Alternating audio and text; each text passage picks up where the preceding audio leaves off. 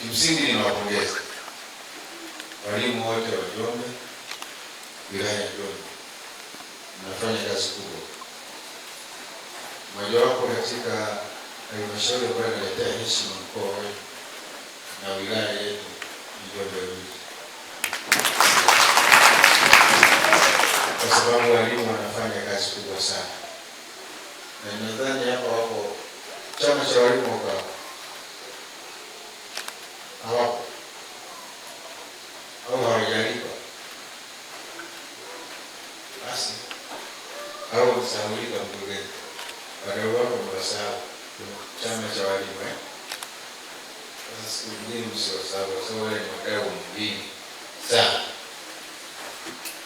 Kwanza ndio wanazo zile changamoto za walimu wote wanazo, na ndio masikio yetu ya upande mwingine yatusaidia. Kwa hiyo niwapongeze sana walimu kwa kazi kubwa ambayo mnaifanya kila wakati, kila mara katika majukumu yenu, kwa sababu tukiongea ufaulu tunaongea walimu, tukiongea kuondoa ujinga tunaongea walimu. Mwalimu Nyerere akasema tunapita tuna maadui watatu: ujinga, maradhi, umaskini. Lakini akawekeza nguvu sana kwenye elimu. Alijua kwamba ukimwelimisha mtu itakuwa rahisi kwake kupambana na umaskini.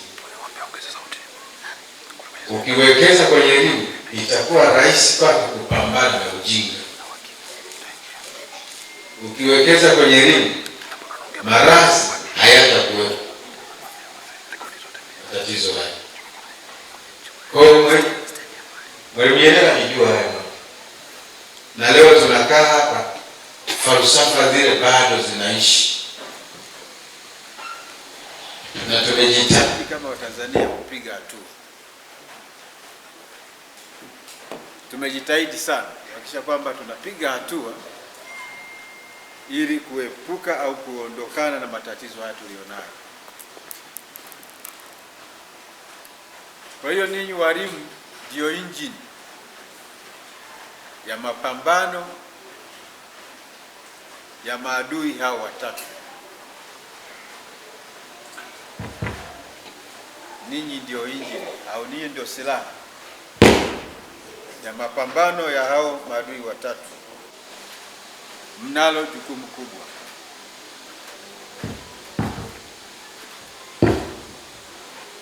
Mdo wetu wa elimu katika nchi yetu tunategemeana kama vitu vitatu vinne.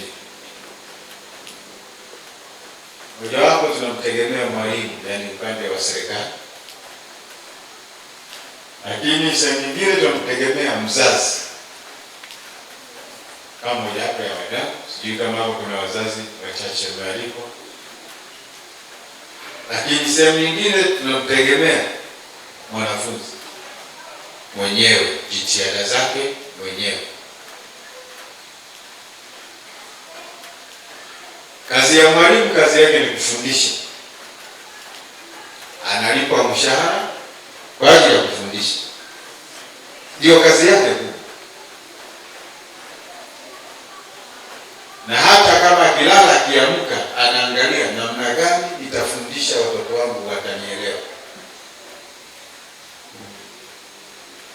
Kazi hiyo mwalimu anamtoa mtoto kutoka kwenye makamasi kabisa, a e i o, anaanza kuitamka mpaka anaanza kusoma sentensi kama nilivyo tunasema. Kazi ya mwalimu. Ujanja wetu tulionao wote ni kwa sababu yenu ninyi. Lakini kwa bahati mbaya wengi wamedharau kazi ya walimu. Kuna nchi zingine kazi ya walimu ndio anayolipwa sana kuliko mtu yoyote, kwa sababu kazi kumtoa mtu ajui kusoma, kuumba herufi, kutamka, mpaka kaanza kutamka, Hiyo ni kazi, hiyo ni kazi kubwa. Kwa hiyo anafundisha, lakini kazi ya kusoma na kuelewa ni kazi ya mwanafunzi. Sasa mwalimu anaweza kufundisha, toto halielewi, tia maji, akaweka mpaka na fimbo juu ya meza, toto ndio hasa halielewi kabisa. Sehemu nyingine sasa ni ya mzazi mwenyewe, kwa sababu mzazi, malezi ni ya mzazi.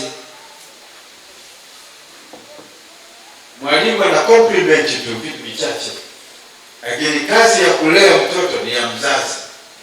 Lakini siku hizi wazazi tunapeleka watoto shule wakalelewe, hatuwapeleki kusoma, tunapeleka shule wakalelewe. Ana miaka miwili shule, mwaka mmoja na nusu tunasema mpeleke daycare kule wakamlee.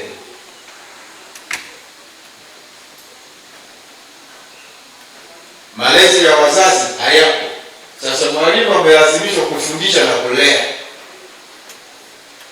Hata wakati mwingine tunapoona mabadiliko kwenye jamii, mambo yasiyofaa kwenye jamii yanatokea, ni kwa sababu mzazi jukumu lake ameliacha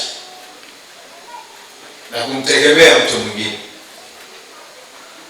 Lakini ili mtoto linapokuwa litukutu shule, analaumiwa mwalimu. Hata ukitaka kuirekebisha kidogo kwa viboko kidogo, wanasema unapiga mtoto wangu. Afisa elimu anasema mtoto usimnyime mapigo, viboko sio? Ni Biblia sio? Maana ndio njia upasayo ndio kuweza kumrekebisha. Lakini mzazi atatoka kule amefunga na kanga kwenye kiuno, anamwambia wewe mwalimu, ulikuwepo wakati mimi ndio mtu.